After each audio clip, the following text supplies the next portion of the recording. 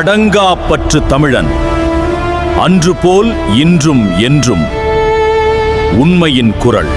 ராணுவ முக்கியத்துவம் வாய்ந்த, அதாவது நீங்கள் காட்டு பரப்பும் கடற்பரப்பும் தொடுக்கிற மாதிரியான இருந்தாலும் நான் இந்த மாதிரியாக கலந்துரையாடி இந்த மாதிரியாக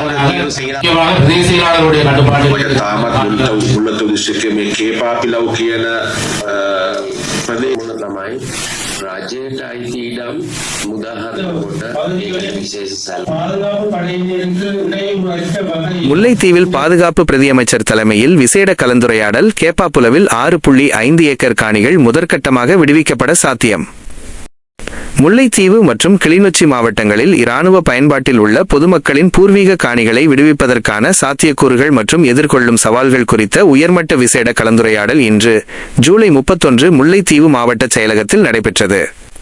முல்லைத்தீவு மாவட்ட அரசாங்க அதிபர் உமா மகேஸ்வரன் அவர்களின் ஒழுங்குபடுத்தலில் பாதுகாப்பு பிரதியமைச்சர் மேஜர் ஜெனரல் அருண ஜெயசேகர தலைமையில் இக்கலந்துரையாடல் முன்னெடுக்கப்பட்டது.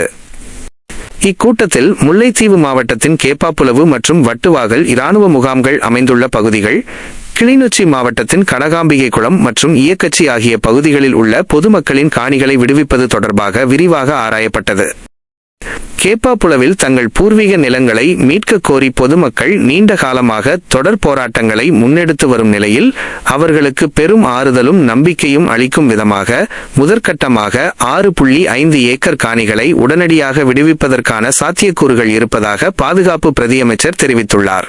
மீதியுள்ள காணிகளை விடுவிப்பது தொடர்பில் மாவட்ட மட்டத்தில் தனிக்குழு ஒன்று அமைக்கப்பட்டு கள நிலவரங்கள் ஆராயப்பட்ட பின்னரே இறுதி தீர்மானம் எடுக்கப்படும் என்றும் அவர் குறிப்பிட்டார்.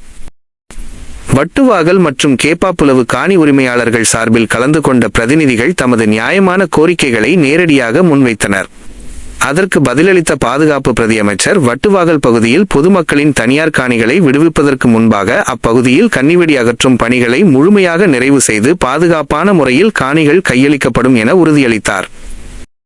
கலந்துரையாடலில் பாதுகாப்பு பிரதியமைச்சர் தொடர்ந்து கருத்து தெரிவிக்கையில், நாட்டின் 25 மாவட்டங்களிலும் தேசிய பாதுகாப்பை உறுதிப்படுத்தவும் அவசர மற்றும் இடர் காலங்களில் போலீசாருடன் இணைந்து களப்பணியாற்றவுமே முப்படை முகாம்கள் அமைக்கப்பட்டுள்ளன. போர் நிறைவடைந்த 2009ஆம் ஆண்டிலிருந்து 2024ஆம் ஆண்டு டிசம்பர் வரை 9480 ஏக்கர் காணிகள் விடுவிக்கப்பட்டுள்ளன. புதிய அரசாங்கம் பொறுப்பேற்ற பின்னர் நடப்பு ஆண்டின் ஜூன் மாதம் வரை 615 ஏக்கர் காணிகள் விடுவிக்கப்பட்டுள்ளன. தொடர்ச்சியான பேச்சுவார்த்தைகள் மற்றும் கலந்துரையாடல்கள் மூலம் மக்களின் ஏனைய காணிகளையும் விடுவிக்க தேவையான நடவடிக்கைகள் முன்னெடுக்கப்படும்.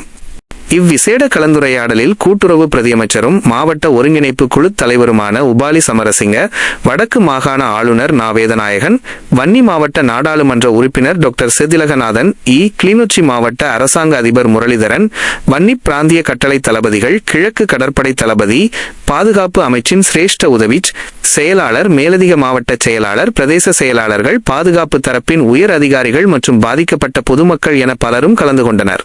தொகுப்பு அடங்காப்பற்று தமிழன் யூடியூப் சேனல் செய்தி பிரிவு. வணக்கம்.